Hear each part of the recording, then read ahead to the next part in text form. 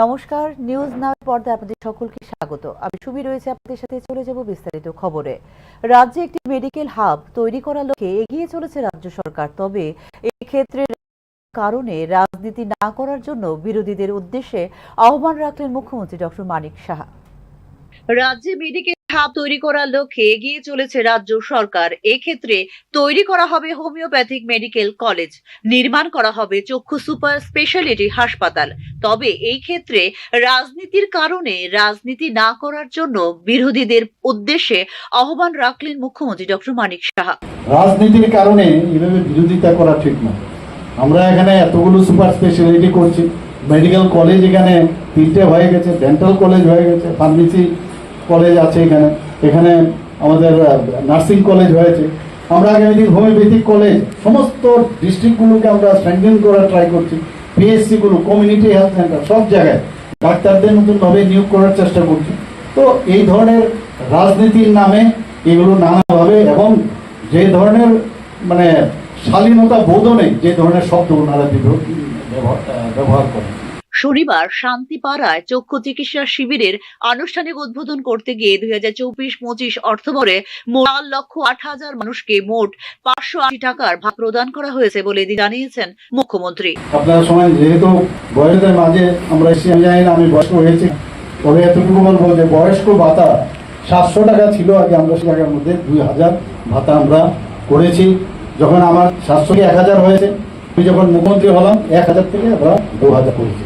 এবং সেখানে 2024-25 অর্থ বছরে এখন পর্যন্ত প্রায় 4,08,000-এর উপরে যারা বিভিন্ন বেনিফিশিয়ারি তারা কিন্তু এই ভাতাগুলো পাচ্ছে এবং তাতে করে প্রায় 518 কোটি টাকা এখন পর্যন্ত ব্যয় হয়েছে। আমাদের এখানে যারা দিব্যাঙ্গজনেরা আছেন, যারা বিশেষভাবে সক্ষম আমরা যাকে বলি, সেসব যারা তাদের জন্য আমরা empowerment of person with disability দিব্যাঙ্গজনের জন্য 2024 একটা পলিসি আমরা করেছি। সেই পলিসিতে ওনাদের সাহায্য ব্যবস্থা করেছি বিভিন্নভাবে। Scheme for mentally challenge person নামে একটি স্কিম এবার আমরা বাজেট আমরা শুরু করেছি। যারা রাজ্যে চক্ষু সুপার স্পেশালিটি হাসপাতাল গড়ে তোলার জন্য আইএলএস হাসপাতালের সঙ্গে একটি স্থান নির্বাচন করা হয়েছে বলে জানিয়েছেন মুখ্যমন্ত্রী ডক্টর মানিক সাহা। শান্তিপাড়া প্রবীণ নাগরিক সহ এবং অশ্বিনী নেত্রালয়ের যৌথ উদ্যোগে আয়োজিত এদিন চক্ষু চিকিৎসা শিবিরের চক্ষু রোগ বিষয়ে সচেতনতা করে তোলার উপর গুরুত্ব আরোপ করেছেন মুখ্যমন্ত্রী doctor Manik Saha. Bureau report, news now. প্রয়াত হল প্রাক্তন বিধায়ক বুর্বমোহন ত্রিপুরা।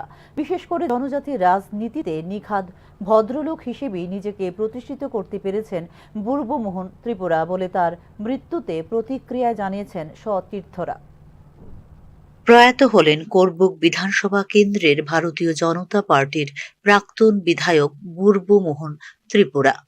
মৃত্যুকাল তার বয়স হয়েছিল 79 বছর। দীর্ঘদিন ধরে দুরারোগ্য ক্যান্সার রোগে ভুগছিলেন বুর্বমোহন ত্রিপুরা। এদিন তার মরদেহ নিয়ে আসা হয় ত্রিপুরা বিধানসভায়। নিখাদ একজন সহজ সরল মানুষ ছিলেন বুর্বমোহন ত্রিপুরা। প্রতিক্রিয়ায় এরকম ভাবে তাকে স্মরণ করলেন পর্যটন মন্ত্রী সুশান্ত চৌধুরী। বিগত দিনে তার সঙ্গে তত আমাদের সখ্যতা বা পরিচিতি ছিল না, কিন্তু তারপরেও কয়েক বছর বিধানসভার ভিতরে এবং বাইরে যতটুকু দেখতে পেয়েছি, ওনাকে অত্যন্ত সহজ সরল জীবনযাপন করতেন। কারোর সঙ্গে কোনো সময় কোনো উচ্চবাচ্য করে কথা বলা বা কোনো ক্রিটিক্যাল কোনো জিনিস নিয়ে আলোচনা করা, সেই জিনিসগুলো আমরা তার মধ্যে পরিলক্ষিত করি। খুবই সহজ সরল ছিলেন, বিশ্বাসযোগ্য ব্যক্তি ছিলেন এবং পরবর্তী সময়ে প্রেমতলের সঙ্গে ওনার সততা হয় এবং আজকে শুনলাম যে উনি আজ আমাদের মধ্যে নেই। এই হলোকের মায়া ত্যাগ করে পরলোক গমন করেছেন।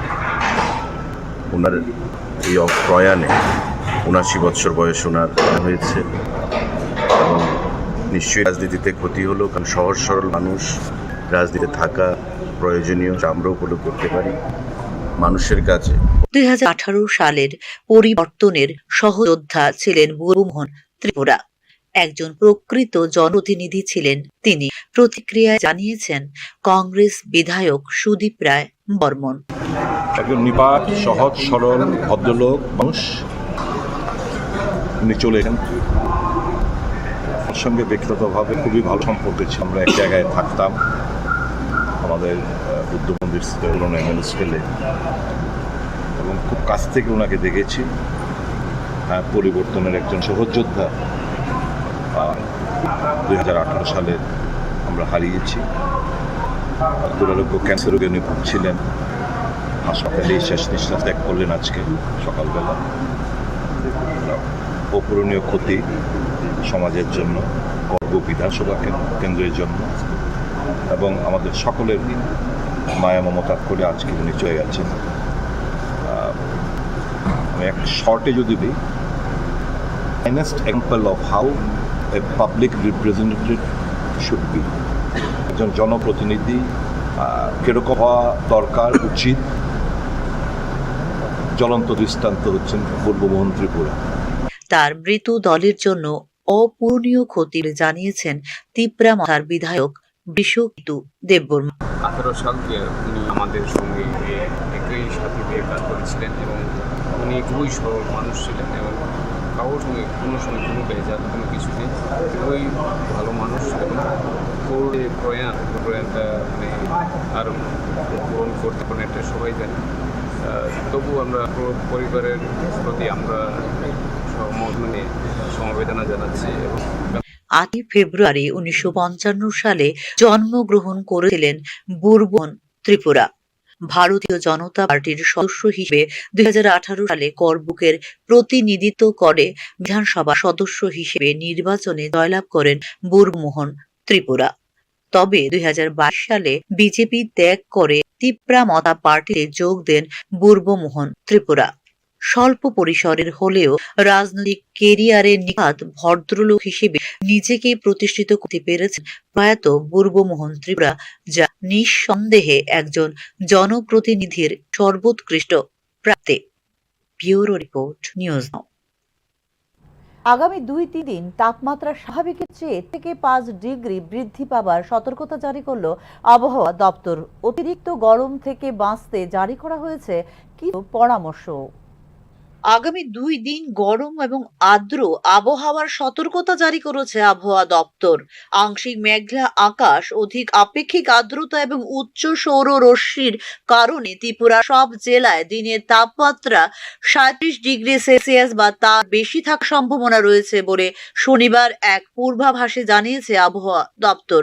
আগামী 2 দিন তাপমাত্রা স্বাভাবিকের চেয়ে 3 থেকে 5 ডিগ্রি সেলসিয়াস বেশি থাকার সম্ভাবনা রয়েছে বলেও জানিয়েছে আবহাওয়া দপ্তর। আর্দ্র আবহাওয়ার প্রভাব কমানোর জন্য সতর্কতামূলক পরামর্শ জারি করেছে আবহাওয়া দপ্তর। রোদে বের হওয়া এড়িয়ে চলতে, তৃষ্ণা না পেলেও পর্যাপ্ত জল যতবার সম্ভব পান করা, হালকা ওজনের এবং হালকা রঙের ঢিলেঢালা এবং ছিদ্রযুক্ত সুতির কাপড় পরিধান করতে, প্রতিরক্ষামূলক চশমা ব্যবহার করতে সাধারণ নাগরিকদের পরামর্শ দিয়েছে আবহাওয়া দপ্তর। ভ্রমণের সময় সাথে জল নিয়ে যাওয়া, ওআরএস ব্যবহার, ঘরে তৈরি পানীয় যেমন লস্যি, লেবুর জল, বাটার ব্যবহারের মাত্রা বৃদ্ধি করার দেওয়া হয়েছে পরামর্শ। তাছাড়া লেবুর জল, ঘরে তৈরি পানীয় ব্যবহারের মাধ্যমে শরীরকে হাইড্রেট রাখার উপর দেওয়া হয়েছে গুরুত্ব। ব্যুরো রিপোর্ট, নিউজ নাও। এখনকার মতো সংবাদ এই পর্যন্তই। পরবর্তী সংবাদ দেখতে চোখ রাখুন নিউজ নাও এর পর্দায়। নমস্কার।